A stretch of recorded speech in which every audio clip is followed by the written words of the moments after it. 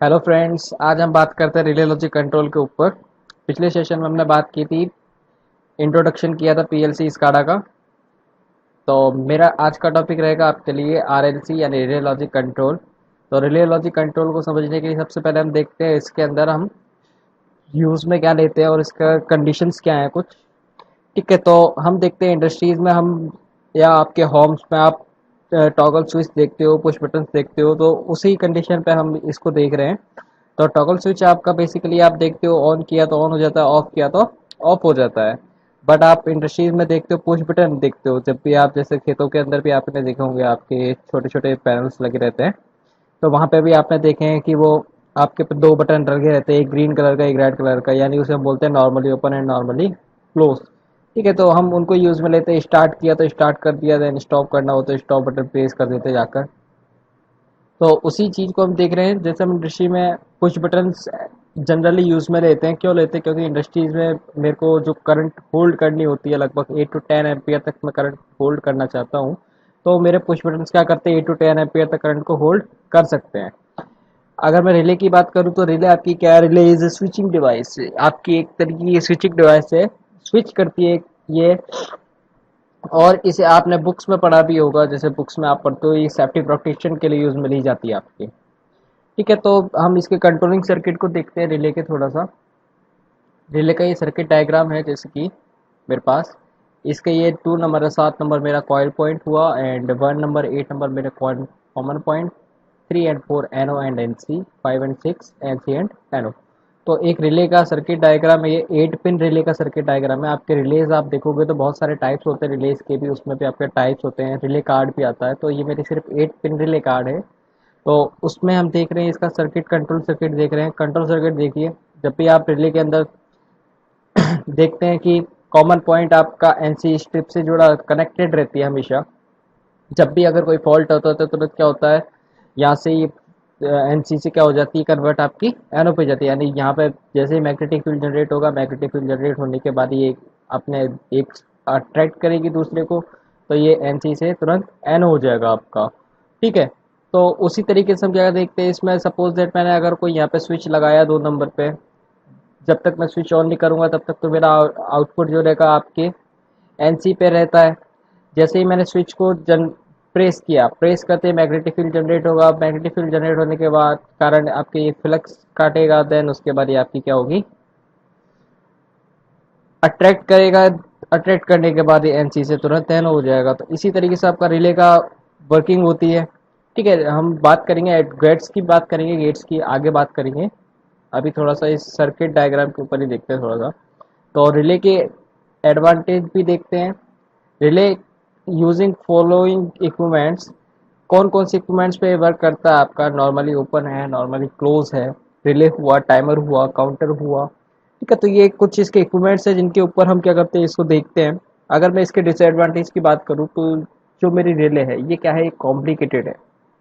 क्यों? क्योंकि अगर मैं पैरेलल्स में अगर रिले यूज़ में लेता हूँ, बहुत ज़्यादा रिले यूज़ में ले लूँ, तो क्या होता है कि मेरे पास इसमें एक तो लिमिटेड इनपुट आउटपुट होता है। तो लिमिटेड इनपुट आउटपुट होने के कारण मैं इसमें ज़्यादा वायर यूज़ में नहीं ले पाता हूँ। यानी अगर मैं ज़्यादा वायर यूज़ में लूँगा तो मेरे क्या होगा, वायरों का वहाँ पे एक समूह इकट्ठा हो जाएगा, तो जिससे मेरे को ढूंढने में बहुत तकलीफ होगी कि मेरा ये वाला वायर कौन सा है, ये वाला वायर कौन सा है। ठीक है, तो ये कॉम्प्लिकेटेड है थोड़ा सा। अगर कोई फॉल्ट हो जाता है, अगर आपकी रिले ख़राब हो जाए तो आपको रिले ही चेंज करनी पड़ती है, मतलब आपको वहाँ से पूरी रीवायरिंग करनी पड़ेगी आपको। इसमें कोई नो मेमोरी, कोई मेमोरी नहीं होती है आपकी इसमें। लिमिटेड फॉर लिमिटेड आयोस, यानी लिमिटेड रहता है आपके लिमिटेड इनपुट आउटपुट के लिए, और एनालॉग सिस्टम्स को बहुत कम सपोर्ट करता है। तो ये मेरे कुछ इसके डिसएडवांटेज है। इन्हीं डिसएडवांटेज को दूर करने के लिए हम बात कर रहे थे पीएलसी की, यानी ये भी क्या है, मेरा एक कंट्रोलर है जिसे हम बोल रहे हैं प्रोग्रामिंग लॉजिक कंट्रोलर। अभी हमने बात की थी रिले लॉजिक कंट्रोलर की, अब यहाँ पे हम बात करें पीएलसी की प्रोग्रामिंग लॉजिक कंट्रोलर। इसमें और उसमें कोई फ़र्क नहीं है, बस इसमें आपके जो भी इंस्ट्रक्शन चलेंगे, यानी जो भी प्रोग्रामिंग चलेगी, वो रिले लॉजिक से ही चलती है आपकी इसमें। तो रिले लॉजिक को बताना इसलिए कंपलसरी था मेरे लिए कि आप प्रोग्रामिंग लॉजिक कंट्रोलर को समझ सकें। ठीक है, तो वो रिले पार्ट का ही इसमें मेरे पास यूज़ में आता है। जो एनओ है, एनसी है, वो सब इसी में यूज़ में आएंगे मेरे प्रोग्रामिंग के अंदर, तो मैं बताऊँगा आपको। तो अगर मैं पीएलसी की बात करूँ तो पीएलसी के अंदर जैसे मेरे जो वर्क करती है ये आपकी 0 एंड 1 पे करती है, यानी सेट एंड रीसेट पे ये वर्क करती है। इसके जितने भी इंस्ट्रक्शन होते हैं सेट एंड रीसेट के ऊपर डिज़ाइन किए गए हैं सारे। ये आपकी कॉम्प्लिकेटेड नहीं होती है, एक तो इसकी पैरेलल वायरिंग होती है। Memory available up to 2000 IOs for single PLC, इसमें मेमोरी अवेलेबल है 2000 आईओस तक एक सिंगल पीएलसी में होती है आपकी। और ये एनालॉग सिस्टम को सपोर्ट करता है। बस it is costly than RLC, ये रिले लॉजिक कंट्रोल से आपकी महंगी आती है, ठीक है। और it is a need for 24 volt DC, इसको 24 वोल्ट डीसी की ज़रूरत होती है। हम इसे 220 वोल्ट नहीं देते, हम इसे 24 वोल्ट डीसी देते हैं। तो इसका हम जैसे ब्लॉक डायग्राम देख रहे हैं यहाँ पे, तो ये मेरा पीएलसी का ब्लॉक डायग्राम है। इसको आप समझना चाह समझिए, देखिए यहाँ पे। तो ये मेरा बीच का पार्ट जो होता है वो सीपीयू होता है। सीपीयू से मेरे क्या ऑप्टो कपलर कनेक्टेड होते हैं दो। दोनों ऑप्टो कपलर से क्या होता है आपका इनपुट कार्ड और आउटपुट कार्ड दोनों कनेक्टेड रहते हैं। इनपुट कार्ड में हम हमेशा अपने पुश बटन्स हुए, सेंसर्स हुए, कॉल स्विच हुए, इनको कनेक्ट करते हैं। और आउटपुट में आप अपने मोटर हुआ, कॉन्टेक्टर हुआ, रिले, एक्चुएटर, बर्नर, जो भी आपके आउटपुट्स हैं उनको हम कनेक्ट करते हैं। पावर सप्लाई का पॉइंट हमारे यहाँ रहता है जिसको हम 24 वोल्ट डीसी देते हैं। और मेमोरी, रैम, रोम, मेरा ये पार्ट है, ठीक है। आगे चलते हैं, थोड़ा सा इसके इनपुट कार्ड की वायरिंग की बात करते हैं। अब वायरिंग के ऊपर बात करते हैं थोड़ा, हम पीएलसी की वायरिंग किस तरीके से करें, यानी इनपुट मिल गया, कार्ड मिल गया, आउटपुट कार्ड मिल गया, बट इसकी वायरिंग कैसे करें। तो वायरिंग आपकी दो तरीके की होती है इसमें, डिजिटल एंड एनालॉग। डिजिटल के भी आपके दो पार्ट होते हैं इसमें, sink type and source type. Sink type में और सोर्स टाइप अब देखते हैं। 24 वोल्ट डीसी में देखते हैं हम अभी। सबसे पहले डिजिटल में 24 वोल्ट डीसी सिंक टाइप में इनपुट कार्ड की बात चलती है यहाँ पे।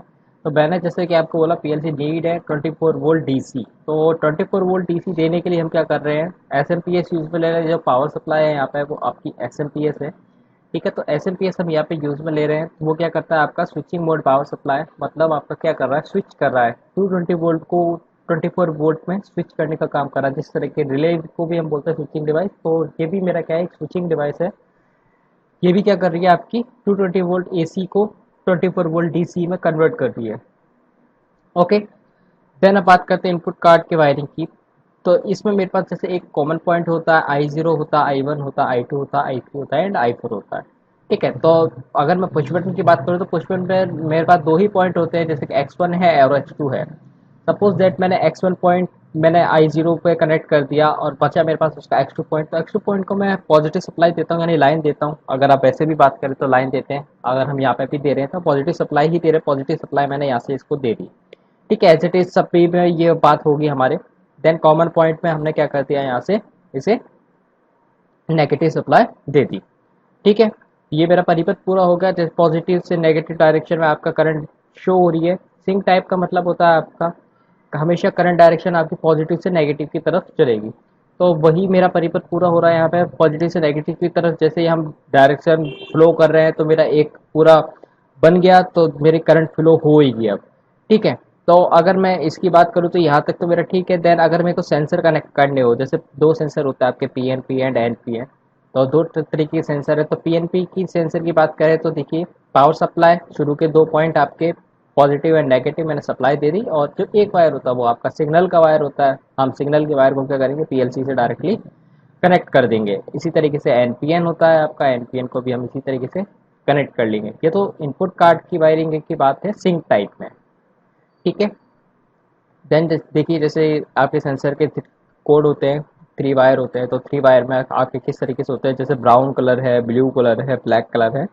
तो ब्राउन कलर आपका पॉजिटिव का होता है, ब्लू कलर आपका नेगेटिव का होता है, एंड ब्लैक वायर जो होता है आपका वो सिग्नल का होता है। वो पॉजिटिव या नेगेटिव कोई सा भी हो सकता है आपका। अब डिजिटल के अंदर 24 वोल्ट डीसी में सोर्स टाइप कार्ड की बात करते हैं। सोर्स टाइप में आपका क्या होगा, अब करंट डायरेक्शन आपकी चेंज हो जाएगी, नेगेटिव से पॉजिटिव की तरफ हो जाएगी। देख सकते हो आप यहाँ से करंट डायरेक्शन फ्लो अप आपका चेंज हो गया, यहाँ से नेगेटिव से पॉजिटिव की तरफ आपकी करंट डायरेक्शन हो गई है। अब जो हम पहले पुश बटन को लाइन दे रहे थे, अब यहाँ पे क्या दे रहे हैं, नेगेटिव सप्लाई। और जो कॉमन पॉइंट को पॉजिटिव सप्लाई दे रहे थे, हम यहाँ पे अब क्या दे रहे हैं उसको पॉजिटिव सप्लाई, यहाँ पहले नेगेटिव सप्लाई दे रहे थे अब, ठीक है। और सेंसर हमारे इसी तरीके से कनेक्ट हो जाएंगे जैसे पहले कनेक्ट हो रहे थे आपके। ये डिजिटल 220 वोल्ट एसी की इनपुट कार्ड की वायरिंग है। पावर सप्लाई, लाइन न्यूट्रल, सीधे सीधे हम इस पे देते हैं, कॉमन पॉइंट में न्यूट्रल दिया, I0 I1 I2 से मैंने कोई पुश बटन या टॉगल स्विच कनेक्ट कर लिए सीधे सीधे, X1 और X2, X2 वाले पार्ट को हमने कॉमन करके लाइन दे दिया, एंड ये सारे फिर पीएलसी में चले जाएंगे, एक्स I0 में, I1 में, I2 में। ठीक है, ये हम सारे ऐसे तेज चले जाएंगे। अगर मैं एनालॉग इनपुट कार्ड की बात करता हूँ तो एनालॉग इनपुट कार्ड आपके इस तरीके से शो होते हैं, जैसे सपोज दैट मेरे को दो सेंसर लगाने हैं। ठीक है, तो मैंने दो सेंसर यहाँ पे ले लिए, जैसे आरटीडी ले लिया और एक पीआई सेंसर ले लिया। तो आरटीडी जैसे ही मैंने लिया तो आरटीडी को मैं सबसे पहले ट्रांजिस्टर टू ट्रांजिस्टर में कनेक्ट करूँगा, और उसके बाद मेरे पास वहाँ पे क्या होंगे, दो पॉइंट होंगे। तो दो पॉइंट होने के साथ मेरे पास में क्या करना है, फिर मेरे को वी प्लस और वी कॉमन में क्या करूँगा, इसे दे दूंगा, पॉजिटिव और नेगेटिव सप्लाई में दे दूंगा इसे मैं यहाँ से। As it is I plus I minus I common में भी मैं जैसे एक सेंसर लगाया, तो आई प्लस में मैंने ये दे दिया और आई माइनस में मैंने यहाँ पर कॉमन में दे दिया, इन दोनों को शॉर्ट कर दिया। ठीक है, इस तरीके से ये एनालॉग इनपुट कार्ड होता है आपका, इस तरीके से होता है वो आपका। और डिजिटल में आपके ये सीधे सीधे शो हो जाते हैं। अभी हम सिर्फ डिजिटल पे बात कर रहे हैं, तो डिजिटल की ही बात करेंगे।